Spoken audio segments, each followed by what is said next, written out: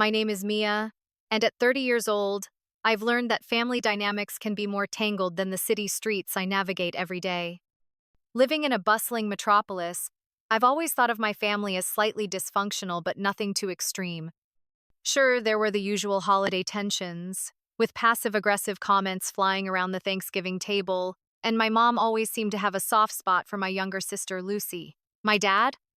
Well, he often seemed blissfully unaware of the undercurrents swirling around him. Lucy, at 27, has always been the star of our family show. If you were to ask anyone in our neighborhood, they'd probably tell you that Lucy was the golden child. I remember when we were teenagers, I got an old hand-me-down car, which I was perfectly happy with, but Lucy threw a fit until she got a brand new one. It seemed clear to everyone that she could do no wrong, while I was expected to be the responsible older sister who set a good example without much recognition, of course. Living in the city has given me a certain independence, a life away from the family spotlight that always seemed to shine a bit too brightly on Lucy. I've built a career, a circle of friends, and a space where I feel valued for who I am, not overshadowed by my sister's perpetual golden glow. Even so, when Lucy announced her engagement, I was genuinely happy for her. I thought maybe this was a chance to reconnect, to be part of something joyful. The wedding was to take place at a luxurious resort, a testament to Lucy's flair for the dramatic. I should have seen the warning signs when I wasn't asked to be part of the bridal party. Still, I brushed it off. Not everyone includes family in their wedding party, right? But the more I heard about who was included, Lucy's college roommate, her yoga instructor, even her fiancé's second cousin, the more it stung. Despite these slights, I resolved to attend with a smile, support my sister, and make the best of the day. I knew I wouldn't be the center of attention, and that was fine by me. But as the day approached, I couldn't shake the feeling that there were more surprises in store, and not the good kind. The city has taught me to be resilient, to stand my ground, and to face challenges head-on. But family, as it turns out, is a different kind of challenge. As I packed my bags for the wedding weekend, I couldn't help but wonder what awaited me. In a family where Lucy had always been the princess, I was about to find out just how far the kingdom would go to ensure she remained the main character. As the weekend of Lucy's wedding approached, I tried to shake off the nagging feeling that I was about to step into a carefully orchestrated production, where my role was merely to applaud from the sidelines. Despite my skepticism, I hoped that being there for Lucy would remind us both of the bond we once shared. The wedding was set at a sprawling resort just outside the city, the kind of place where everything sparkled a little too much and every corner seemed designed for a perfect Instagram shot. When I arrived, the air was filled with the scent of blooming flowers and the low hum of excitement. Guests milled about, dressed to the nines, their laughter mingling with the soft strains of a string quartet.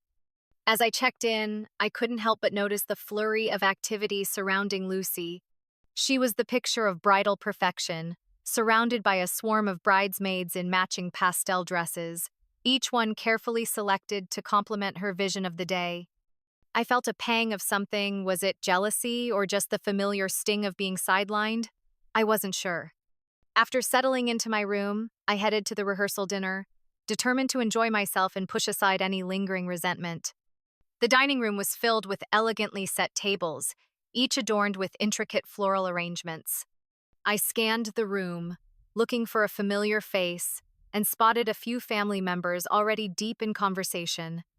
As I approached, I overheard snippets of laughter and stories being shared, but when I joined them, the conversation shifted, becoming more surface level and polite.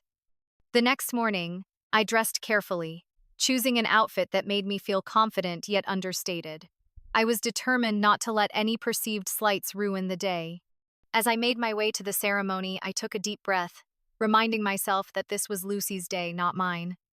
The ceremony took place under a canopy of trees, sunlight filtering through the leaves, casting dappled patterns on the guests.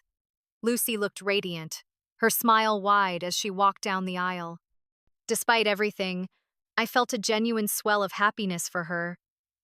She was starting a new chapter, and I wanted to be part of it, even if my role was a small one. After the ceremony, we moved to the reception area, a grand ballroom that could only be described as opulent. Crystal chandeliers hung from the ceiling, casting a warm glow over the elegantly set tables.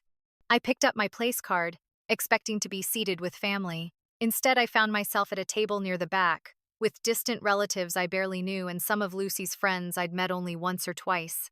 I pushed down the familiar feeling of being an afterthought and focused on enjoying the evening. The food was exquisite, the music lively, and for a while, I lost myself in the celebration. But as I watched Lucy dance with her new husband, surrounded by friends and family, a part of me couldn't help but feel like an outsider looking in. As the night wore on, I stepped outside for a breath of fresh air. The cool breeze was a welcome relief from the warmth of the ballroom.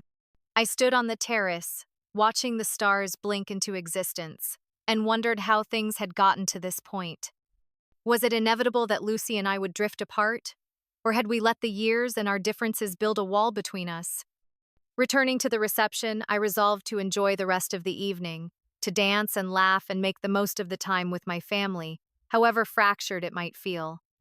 But deep down, I knew that the events of this weekend would linger long after the final dance, a reminder of the roles we play within our families and the choices we make to either accept or challenge them. The evening unfolded like a well-rehearsed play, each moment choreographed to perfection. Yet, as I rejoined the reception, I couldn't ignore the subtle undercurrents that seemed to ripple beneath the surface. The laughter felt a little too forced, the smiles too polished, and I found myself wondering if I was the only one sensing the tension. As I mingled with guests, a few cousins approached me, their expressions a mix of sympathy and curiosity. "Mia, how are you finding everything?" one of them asked, their voice laced with a hint of concern. "It's beautiful," I replied, managing a smile. Lucy really outdid herself. They nodded, but I could tell they were aware of the seating arrangement debacle. It seemed my placement at the distant table hadn't gone unnoticed, and whispers about family dynamics were already circulating. I brushed it off, determined not to let it cloud the evening further. As the night continued, I watched Lucy glide effortlessly from table to table, her laughter ringing out as she basked in the glow of her special day. Part of me admired her, the way she commanded attention and orchestrated the event with such ease. But another part of me felt a familiar pang of being overshadowed, a feeling I had long since grown accustomed to. It was during the toasts that things took an unexpected turn. As Lucy's friends and family stood to share their well wishes, I noticed a shift in the atmosphere. The speeches were glowing, each one painting a picture of Lucy as the perfect friend, sister, and daughter. I clapped along with everyone else, but inside, I felt a growing sense of unease. When it was finally my turn to speak, I hesitated. I had prepared a few words, something heartfelt yet lighthearted, but standing there in front of everyone, I felt the weight of expectations bearing down on me. Taking a deep breath, I looked at Lucy and tried to remember the sisterhood we once shared. "Lucy," I began, my voice steady despite the turmoil inside.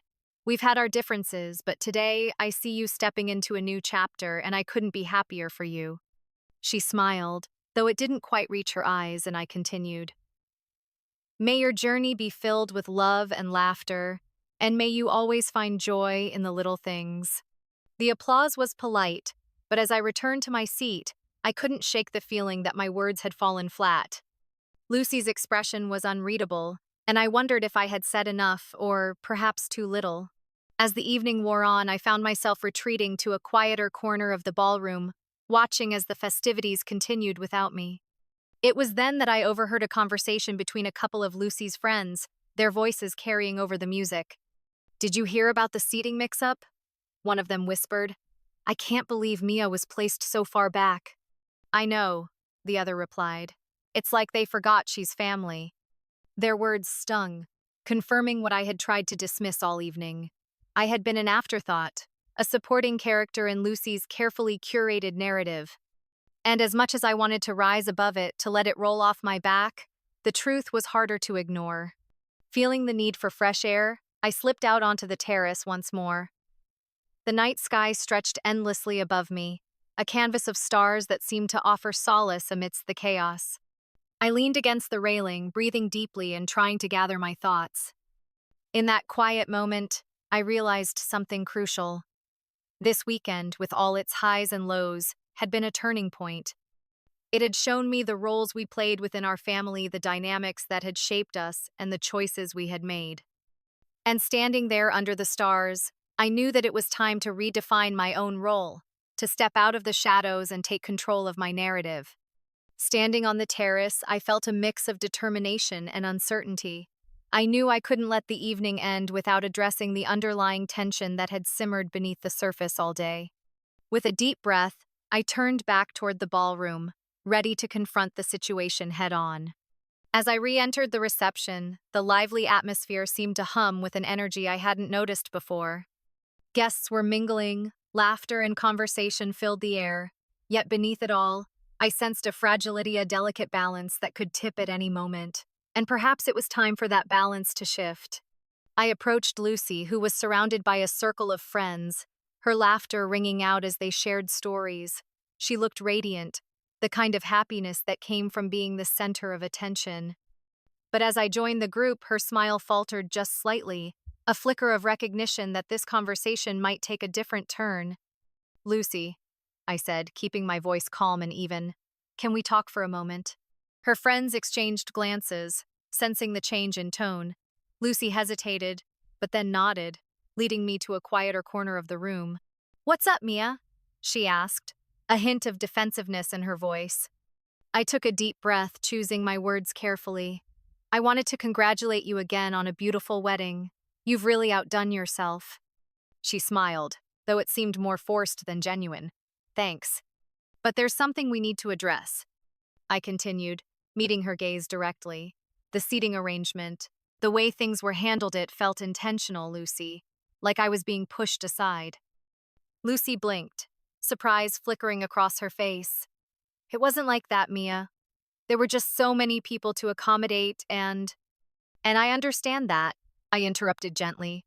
"But it wasn't just about the seating. It's about feeling like I'm not part of this family anymore." There it was, the truth laid bare between us. I watched as Lucy processed my words, her expression shifting from defensiveness to something more vulnerable. "I didn't mean to make you feel that way," she admitted, her voice softer. "It's just, everything's been so hectic, I guess I didn't realize." I nodded, appreciating her honesty. "I know things have been crazy, but I miss the times when we were closer, when we were more than just sisters by blood." Lucy looked away, her gaze drifting over the bustling room. "I'm that too," she confessed, almost as if the admission surprised her. We stood there for a moment, the silence between us filled with unspoken memories and shared experiences. It was a tentative bridge, but a bridge nonetheless. "I don't want us to drift apart any further," I said quietly. "I want us to be part of each other's lives, even when things get complicated."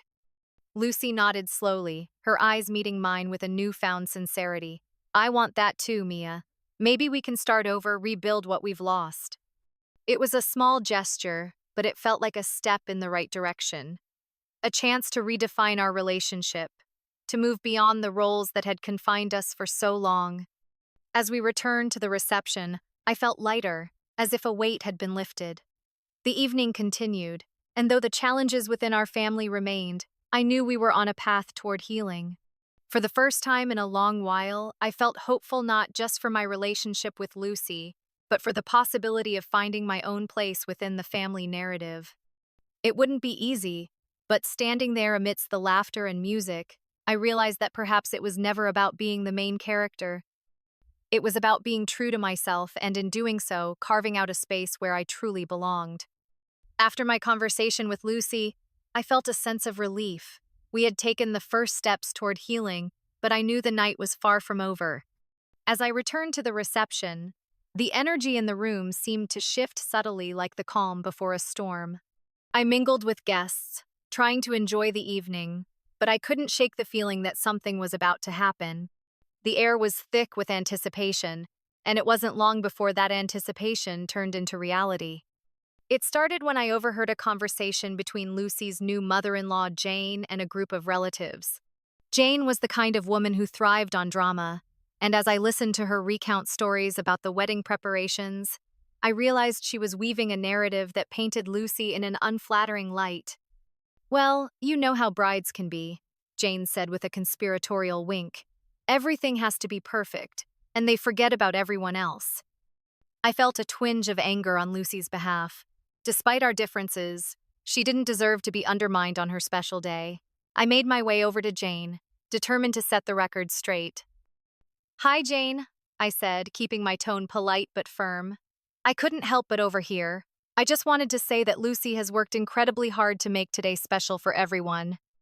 Jane raised an eyebrow, clearly surprised by my intervention.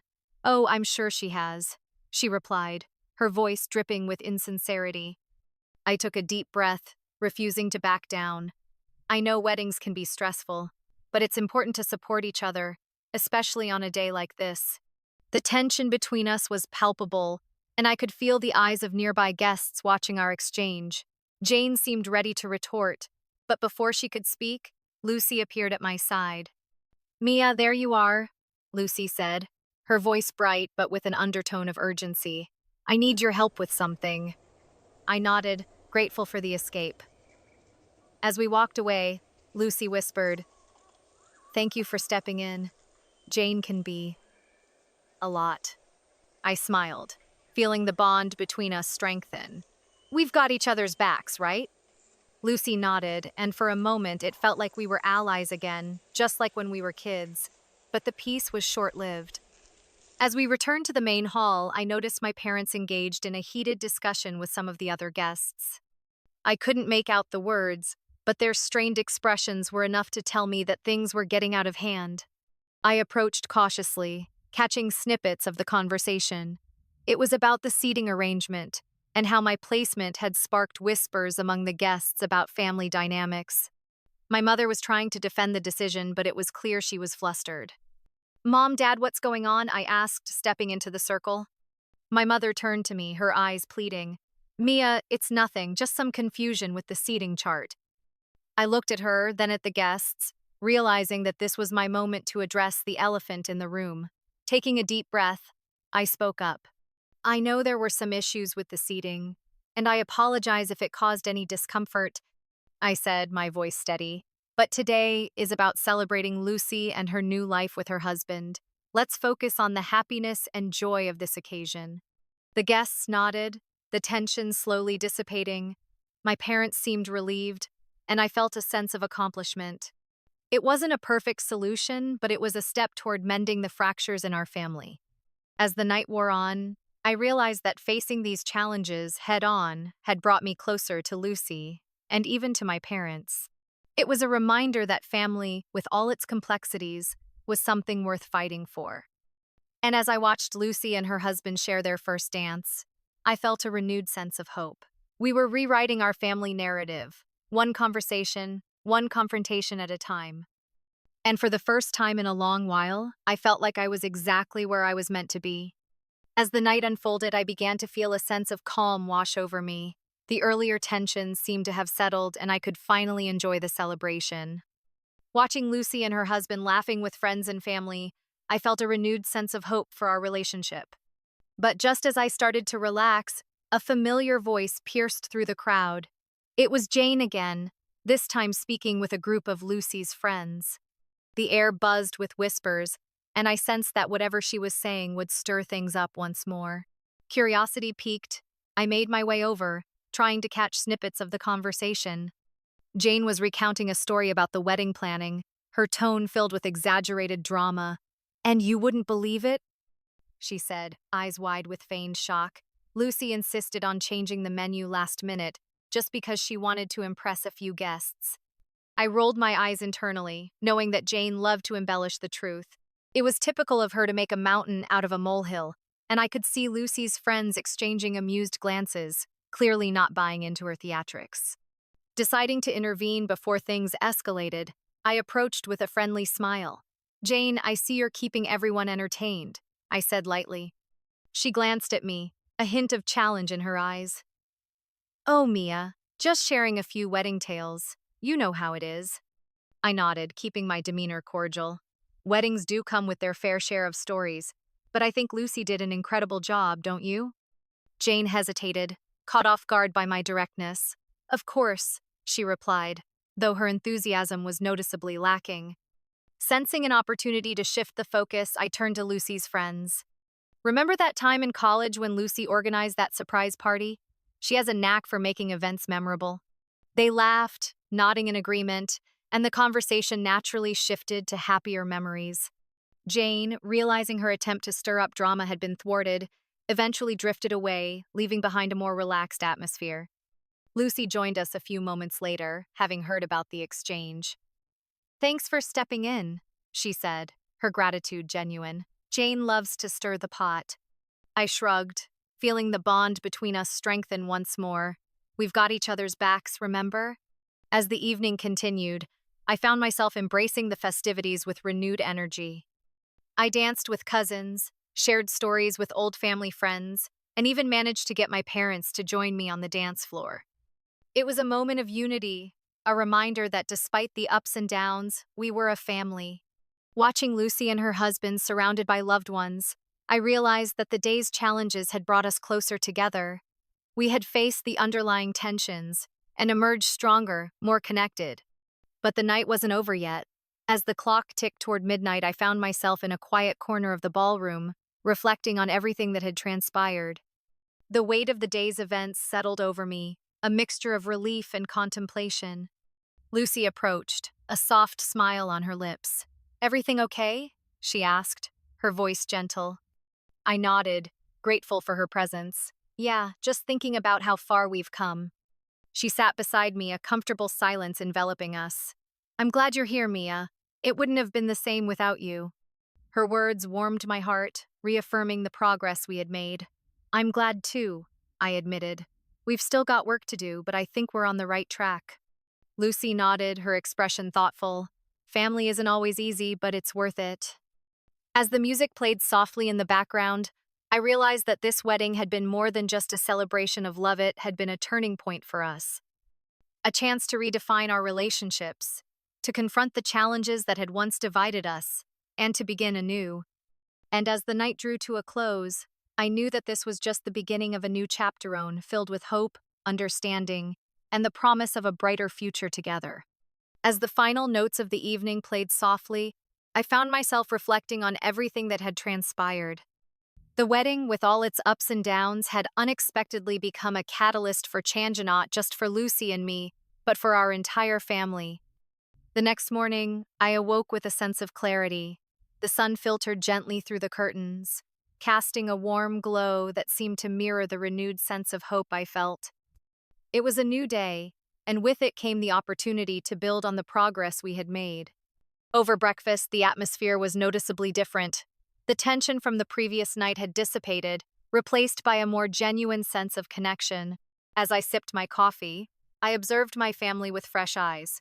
For the first time in a long while, it felt like we were on the same page, united in our desire to move forward. Lucy joined me at the table, her expression thoughtful. "Last night was something, wasn't it?" she remarked, a wry smile playing on her lips. I chuckled, nodding in agreement. "It definitely was, but I'm glad we had the chance to clear the air." She sighed, a mixture of relief and introspection. "I know things haven't been perfect, but I want to thank you for being there for me, even when it wasn't easy." Her words resonated deeply, affirming the progress we had made. "We're family, Lucy. That means sticking together no matter what." As the morning unfolded, we shared stories and laughter, the conversation flowing easily. It was a small but significant step toward healing, a reminder that even fractured relationships could be mended with time and effort. Before leaving the resort, I took a moment to speak with my parents. They had been caught in the crossfire of the previous night's events, and I wanted to ensure that we were all on the same path toward reconciliation. "Mom, Dad," I began, choosing my words carefully. "I know things have been tense, but I want us to work on being closer. We've let too much come between us." My mother nodded, her eyes misty with emotion. "You're right, Mia. We've made mistakes, but we're committed to making things better." My father, usually reserved, placed a reassuring hand on my shoulder. "We're proud of you, Mia, for standing up for yourself and for helping us see where we went wrong." Their acknowledgement was a balm to my soul, a testament to the power of honest communication and the willingness to change. As we packed up and prepared to leave, I felt a sense of gratitude for the opportunity to reconnect with my family. The weekend had been a whirlwind, but it had also been a turning point, a chance to redefine our relationships and to lay the groundwork for a stronger, more unified family. Driving away from the resort, I felt a renewed sense of purpose. I knew that the journey ahead wouldn't be without its challenges, but I was ready to face them head on. We were writing a new chapter, one defined by mutual respect, understanding, and love. In the weeks that followed, I made a conscious effort to stay connected with Lucy and my parents. We scheduled regular family dinners, took the time to check in on each other's lives, and celebrated both big and small milestones together. The changes weren't immediate, but they were meaningful. Slowly but surely, we began to rebuild the trust and camaraderie that had once seemed lost. And through it all, I realized that family wasn't just about shared history or blood ties, it was about the commitment to be there for each other, through thick and thin. Looking back, I understood that the wedding had been more than just a celebration of Lucy's new life. It had been an opportunity for all of us to grow, to heal, and to embrace the bonds that truly mattered. And for that, I was profoundly grateful. Reflecting on the weeks following Lucy's wedding, I realized a new chapter had begun for our family. The efforts to reconnect and heal brought positive changes, not only in my relationship with Lucy, but also within the entire family. Each family dinner and conversation became an opportunity to understand one another better and share both joys and challenges.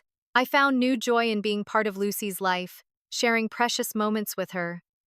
Through this process, I learned that sometimes the greatest challenges open new doors.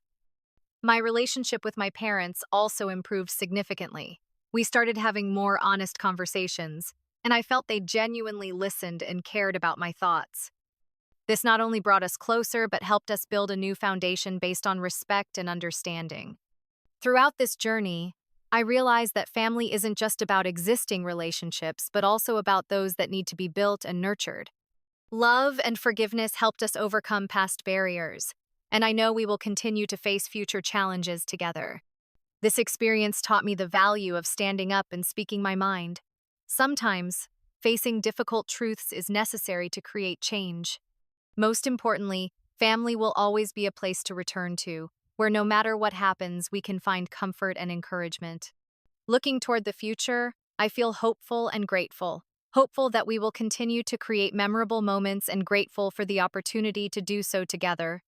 I believe that no matter how tough the road ahead may be, we will always have each other to overcome any challenge.